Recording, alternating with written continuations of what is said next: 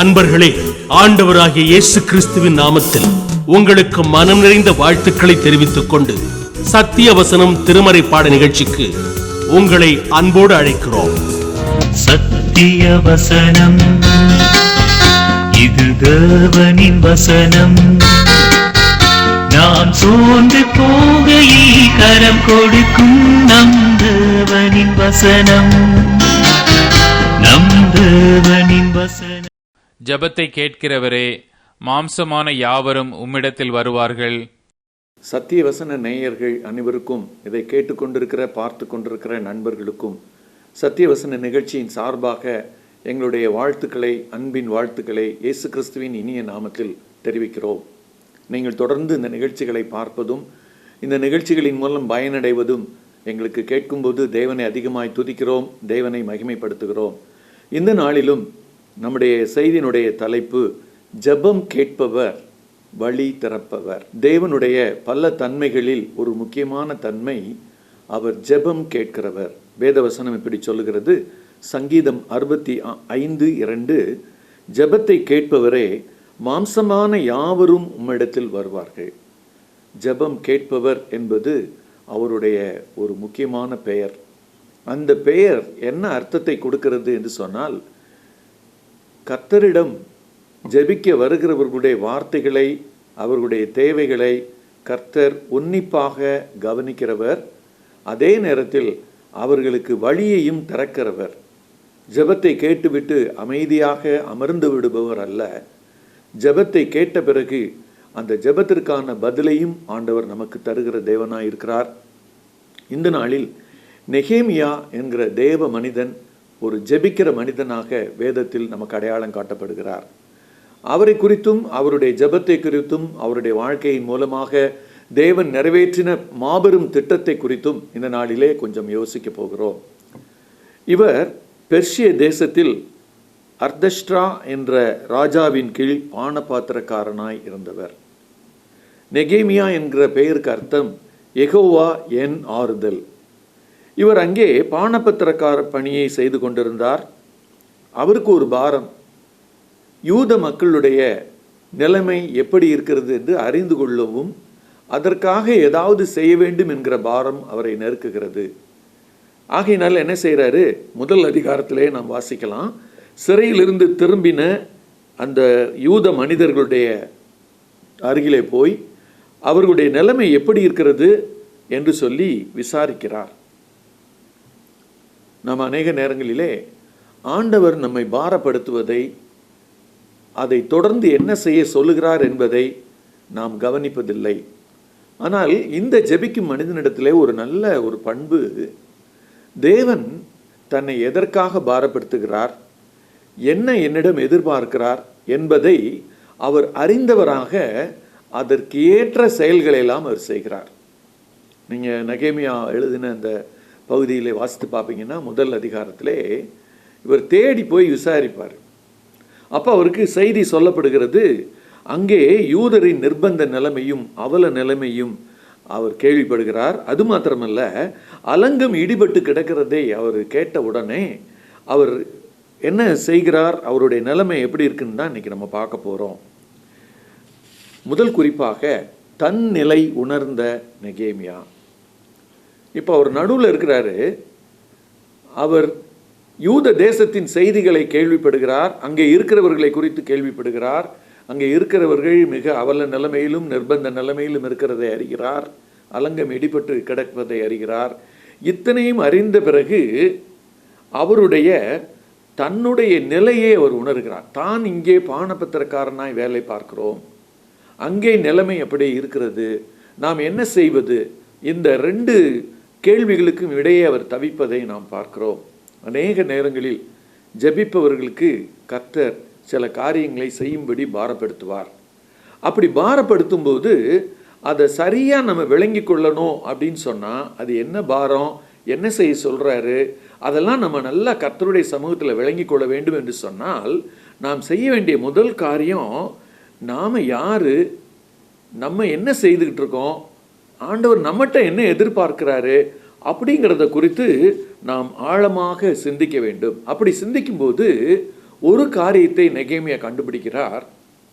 கர்த்தர் இந்த செய்தியெல்லாம் எனக்கு சொல்லுகிறார் என்று சொன்னால், இந்த யூதருடைய நிலைமையையும் அலங்கத்தின் நிலைமையையும் குறித்து எனக்கு சொல்லுகிறார் என்று சொன்னால், என்னை குறித்து கர்த்தருக்கு ஒரு திட்டம் இருக்கிறது, என்னை குறித்து ஒரு பெரிய நோக்கம் அவருக்கு இருக்கிறது.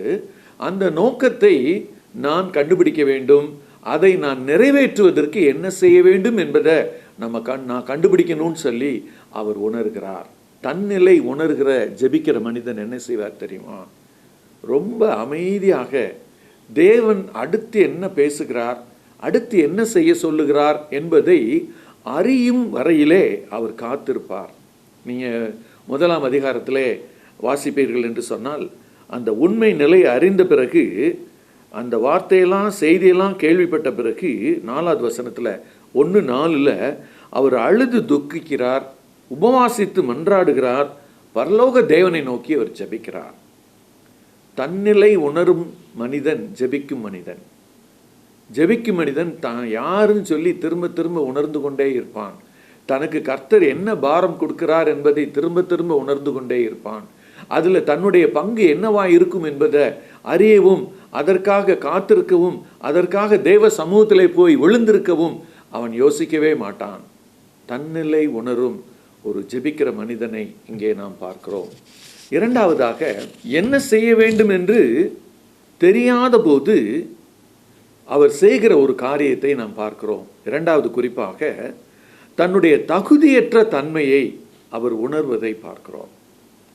எப்போதுமே தேவனுடைய பிள்ளைகள் ஜெபிக்கும் மனிதர்களுக்கு ஒரு பண்பு இருப்பது நல்லது. என்ன பண்பு? நான் தேவனுடைய சமூகத்துக்கு போய் ஜெபிக்கிறவன் என்னுடைய வாழ்க்கையிலும் என்னை சார்ந்தவர்களுடைய வாழ்க்கையிலும் பாவமில்லாமல் இருப்பது நல்லது. அல்லது ஜெபிக்கிற நான் பாவமில்லாமல் பரிசுத்தமாய் வாழ்வது அவசியம். பாவத்தோடு நான் ஜெபிப்பதையும் பாவத்தை விட்டுவிடாமல் நான் ஜெபிப்பதையும் ஆண்டவர் விரும்புவதில்லை. வேதம் இப்படி சொல்லுகிறது. ஏசாயா 59வது அதிகாரம் முதல் 2 வசனங்களை நீங்கள் வாசித்து பார்ப்பீங்கன்னு சொன்னால், இதோ ரட்சிக்கக்கூடாதபடிக்கு கர்த்தருடைய கை குறுகி போகவும் இல்லை, கேட்கக்கூடாதபடிக்கு அவருடைய செவிகள் மந்தமாகவும் இல்லை. உங்கள் அக்கிரமங்களே உங்களுக்கும் உங்கள் தேவனுக்கும் நடுவாக பிரிவினை உண்டாக்குகிறது. உங்கள் பாவங்களே அவர் உங்களுக்கு செவி கூடாதபடி அவருடைய முகத்தை உங்களுக்கு மறைக்கிறது. பாவம் அநேக நேரங்களிலே தேவனை சந்திக்க விடாதபடி மறைக்கும். அக்கிரமங்கள் அநேக நேரங்களிலே நம்முடைய ஜெபம் கேட்பதற்கு தடையாக அங்கே நிற்கும். ஜெபம் கேட்கப்படாததற்கு ஒரு முக்கிய காரணத்தை நாம் தேடுவோம் என்று சொன்னால், வேத புத்தகம் சுட்டி காண்பிப்பது நம்முடைய வாழ்க்கையில் காணப்படுகிற அக்கிரமங்களும் பாவங்களும். ஆனால் இவர் ஜெபிக்கிற மனிதன். நாம் கேட்கலாம், ஜெபிக்கும் மனிதராகிய இவரிடத்திலுமா இப்படிப்பட்ட பாவங்கள் அக்கிரமங்கள் இருக்கக்கூடும்? ஆனால் அவர் அப்படித்தான் ஃபீல் பண்ணுறாரு. நெகேமியா நீங்கள் யோசித்து பார்த்தீங்கன்னு சொன்னால், அவருடைய வாழ்க்கை ஜெபிக்கிற வாழ்க்கையாக இருந்தாலும் தேவ சமூகத்திலே போய் ஜெபிக்கும்போது அவர் என்ன செய்கிறார் என்று சொன்னால், தன்னுடைய பாவங்களையும் தன்னுடைய ஜனங்களுடைய பாவங்களையும் அவர் அறிக்கையிடுகிறதை பார்க்கிறோம். நீங்கள் தொடர்ந்து வாசித்துக்கிட்டே வருவீங்கன்னு சொன்னால், 5வது வசனத்தில், 6வது வசனத்தில், 7வது வசனத்தில், அந்த அதிகாரத்தின் முதல் அதிகாரத்தின் இறுதி வரைக்கும் வாசித்து பார்ப்போம்னு சொன்னால், ஆண்டவர்கிட்ட அவர் என்ன கேட்குறாருன்னு சொன்னால், நான் பாவம் செஞ்சுட்டேன், எங்கள் ஜனங்கள் பாவம் செஞ்சுட்டாங்க, எங்களுடைய இப்படி நிர்பந்தமான நிலைமைக்கு எங்களுடைய பாவம் ஒரு முக்கியமான காரணம்.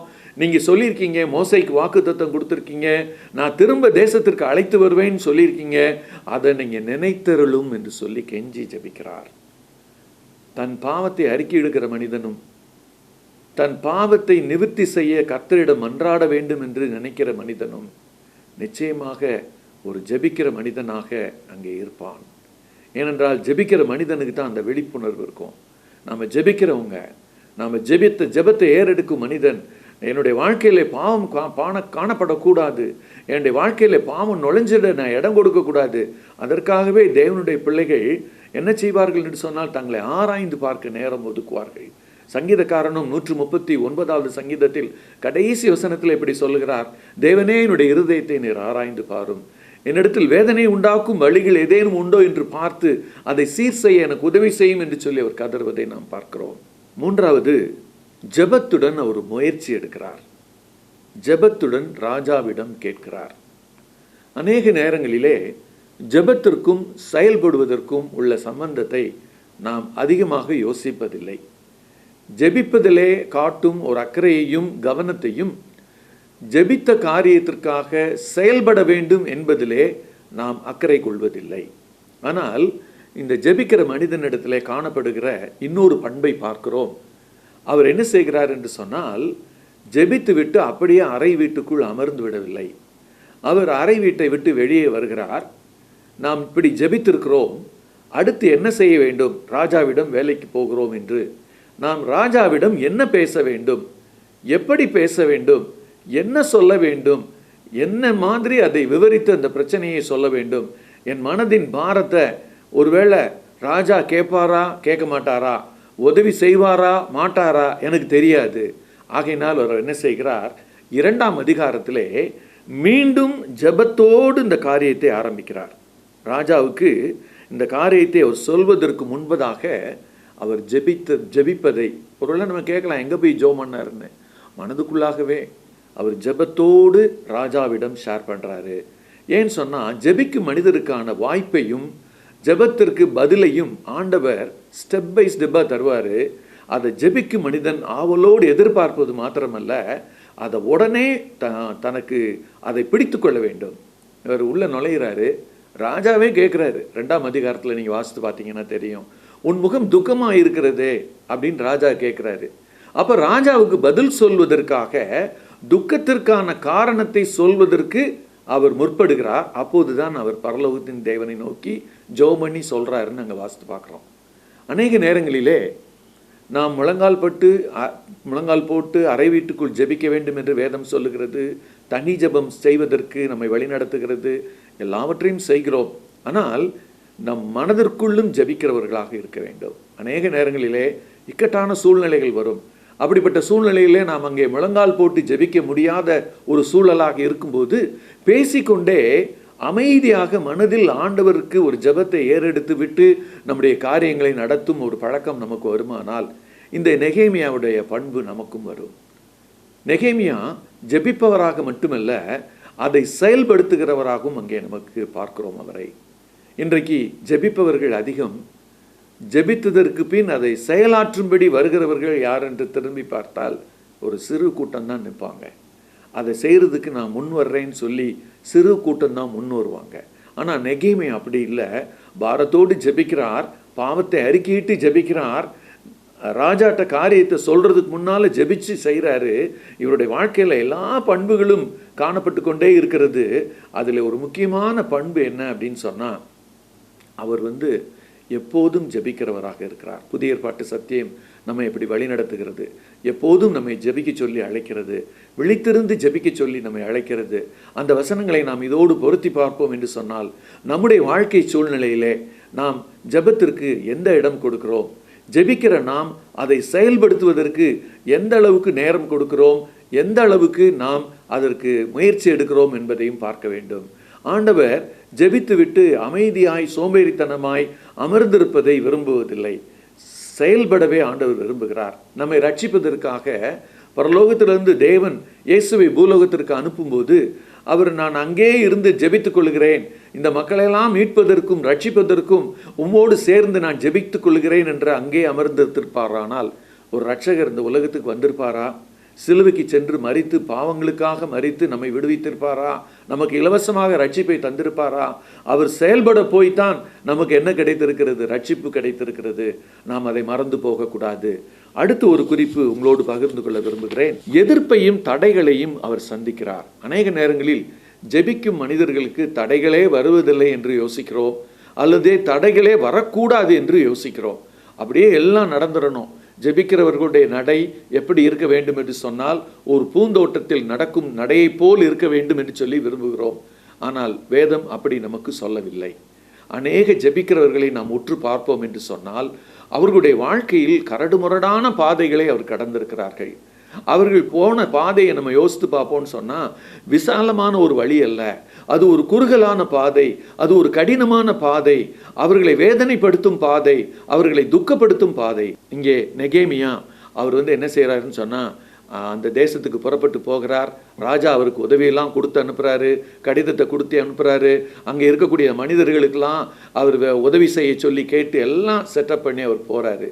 ஆனால் அங்கே போனதும் நீங்கள் அடுத்து தொடர்ந்து வாசித்து பார்ப்பீங்கன்னு சொன்னால், நீங்கள் அதே அதிகாரத்தில் வாசித்து பார்ப்பீங்கன்னா 2வது அதிகாரம் 17வது வசனம் 18வது வசனம், நெகேமியா 2:17-18. அங்கே வந்து மனிதர்களை உதவி செய்ய ஆண்டவர் எழுப்புகிறார். ஒரு பக்கம் சன்பல்லாத்து தொபியா 2 பேர் எதிர்க்கிறாங்க. அந்த எதிர்க்கிறவர்கள் மத்தியிலே இந்த நெகேமியாவுக்கு உதவிக்கரம் நீட்டும்படியாக ஒரு கூட்ட மக்களை ஆண்டவர் எழுப்பி தருகிறார். பாருங்க, ஒரு ஜெபிக்கிற மனிதன் செயல்படுவதற்கு முன் வரும்போது தொபியா போன்ற எதிர்ப்பாளர்கள், சன்பல்லாத்து போன்ற எதிர்ப்பாளர்கள் நெகேமியாவை மிரட்டுகிறார்கள். நீங்கள் இதை எப்படி முடிச்சிருவேன்னு பார்ப்போம் அப்படின்னு சொல்லி அவங்கள மிரட்டுறாங்க. நீங்கள் செய்வதற்கு நாங்கள் தடையாக இருப்போம் என்று சொல்லி தடையை ஏற்படுத்துகிறவர்களாக அங்கே நிற்கிறாங்க. ஆனால் நெகேமியா யாருக்கும் எதுவும் பதில் பேச மாட்டார். அமைதியாக அவர் என்ன செய்வார், தன் மனதில் கர்த்தர் என்ன வழியை கொடுத்துருக்கிறாரோ அதை யாருக்கும் சொல்லவும் மாட்டார். அமைதியாக அந்த வழியை செயல்படுத்திட்டு ஜனங்களை பார்த்து மாத்திரம் சொல்லுவார். கடைசி குறிப்பாக எழும்பி கட்ட தேவன் மனிதரை எழுப்பி தருகிறார். நாம் தனியாக ஜெபிக்கிறவர்களை ஆண்டவர் வேலை செய்ய விடுவதில்லை. ஜெபிக்கும்போது பாரப்படுகிற மனிதன் தான் ஜெபிக்கிறான். பாரத்தை ஜெபமாக அவர் சொல்லி வழி கேட்டு ஜெபிக்கிறான், அந்த வழியை திறக்கிறார் என்று சொல்லி இதில் பார்க்கிறோம். இதில் நம்ம பார்க்கும்போது இன்னொரு குறிப்பு நம்ம சேர்த்து பார்க்க வேண்டும். ஜெபிக்கும் மனிதனை ஆண்டவர் தனியே விட்டு விடுவதில்லை. ஜெபிக்கும் மனிதனோடு முதல்ல அவர் இருக்கிறாரு. அவர் கூட இருந்து எல்லா காரியங்களையும் செய்ய அவர் என்ன செய்கிறாரு, தைரியப்படுத்துகிறாரு.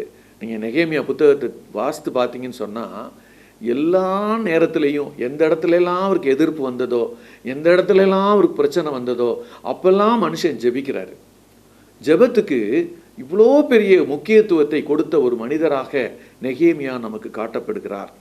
இங்கே நம்ம வாசித்து பார்க்கும்போது இப்படிப்பட்ட எதிர்ப்புகளெல்லாம் பார்த்தா நம்ம என்ன யோசிப்போம், சரி ஆண்டவர் பாரப்படுத்தினால தானே வந்தோம், ஆண்டவர் ஜெபிக்கும்போது ராஜாட்ட உதவியெல்லாம் கேட்கும்போது கொடுத்து அனுப்புனாரே அதனால தானே வந்தோம், அப்படி தான் நம்ம யோசிக்கிறோம் அநேக நேரங்களில். ஆனால் வந்த பிறகு அந்த எதிர்ப்புகளை அந்த சமாளிக்கக்கூடிய நேரம் வரும்போது கர்த்தரே துணை நிற்கிறார்.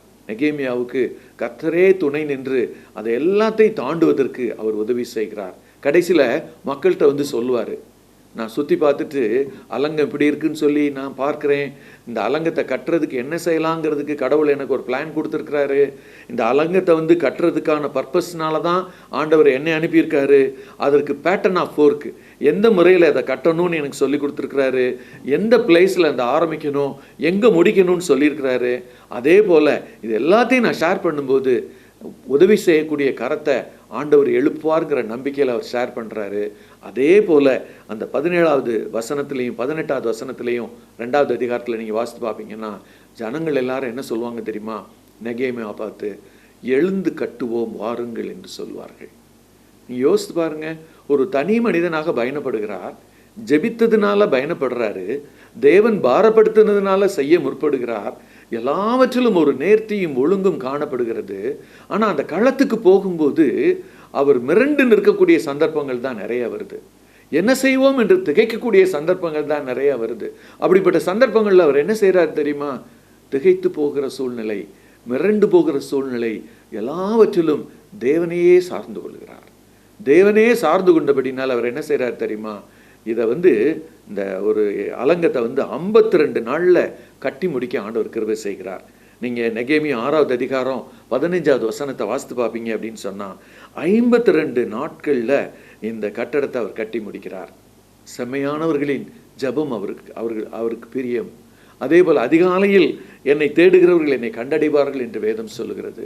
ஒருவரை ஜபித்து ஒரு பெரிய காரியத்திலே ஆண்டவருக்காக சாதித்த இந்த மனிதனை பார்க்கும்போது நாம் என்ன நினைக்கிறோம், தேவன் நம்மை பாரப்படுத்துவதற்கெல்லாம் ஜெபிக்கிறோமா, பாரப்படுத்துவதற்காக என்ன செய்ய சொல்லுகிறாரோ அதை செய்கிறோமா, அதை செய்வதற்கு தேவன் உதவி அனுப்பும்போது ஜெபத்தோடு பெற்றுக்கொள்கிறோமா, அப்படி உதவி பெற்ற பிறகு வருகிற எதிர்ப்பை எதிர்கொள்ளவும் ஆண்டவர் கிருபை செய்யும்போது தைரியப்படுத்தும் போது தைரியமாக அதை ஃபேஸ் பண்ணுறோமா, கடைசியில் தேவன் மக்களை எழுப்பி தரும்போது அவர்களோடு கரம் கோர்த்து தேவ ராஜ்யத்தை கட்டுவதற்கு நாம் முன்வருகிறோமா? யோசித்து பார்ப்போம், ஜெபிப்போம். எங்களை அதிகமாக நேசிக்கிற எங்கள் அன்பின் பரம தகப்பனே, இந்த ஜெப நேரத்திற்காக நாங்கள் நன்றியோடு ஸ்தோத்தரிக்கிறோம். நெகேமியாவை எங்கள் கண் முன்பாக நீர் எழுப்பி காண்பித்தீர் சுவாமி. அவர் எப்படியெல்லாம் ஜெபித்தார் என்று கற்றுக்கொண்டோம். அவர் எப்படியெல்லாம் உம்முடைய சமூகத்திலே உம்மை சார்ந்து நின்றார் என்று கற்றுக்கொண்டோம் ஆண்டவரே. அவருக்கு நீர் எப்படியெல்லாம் உதவி செய்தீர் என்று பார்த்தோம் ஆண்டவரே. அவரை நீர் தனியாக இருக்க விடவில்லை என்று பார்த்தோம் ஆண்டவரே. இன்றும் எங்களுடைய தேசத்திற்காக நாங்கள் என்ன செய்ய வேண்டும் என்று நீர் எங்களை பாரப்படுத்துகிறீரோ அந்த பாரத்தை நாங்கள் உன்னிப்பாக கவனிக்கிறவர்களாக, அதை சரியாக பெற்றுக்கொள்ளுகிறவர்களாக, அதற்காக சரியாக ஜெபிக்கிறவர்களாக, அதற்காக சரியாக செயலாற்றுபவர்களாக எங்கள் எல்லாரையும் மாற்றும்படி ஜெபிக்கிறோம். தேசத்தின் தேவை ஆண்டவரே உம்மை பாரப்படுத்துகிற ராஜா. உம்மை பாரப்படுத்துகிற எல்லாவற்றையும் நீர் ஜெபிக்கிற மனிதனிடத்திலே சொல்லுகிறீர் சுவாமி. அந்த பாரத்தை நாங்கள் வாங்கி, அந்த பாரத்தை நாங்கள் இந்த உலகத்திலே உமக்காக நிறைவேற்ற, நெகேமியாவை போல நாங்கள் நிறைவேற்றுபவர்களாக காணப்பட நீர் உதவி செய்யும்படி நாங்கள் ஜெபிக்கிறோம். எல்லா துதி கன மகிமையாக உமக்கே ஏறெடுக்கிறோம். ரட்சகர் இயேசு கிறிஸ்துவின் இனிய நாமத்தில் ஜெபத்தை ஏறெடுக்கிறோம் எங்கள் ஜீவனுள்ள நல்ல பரம தகப்பனே. ஆமேன்.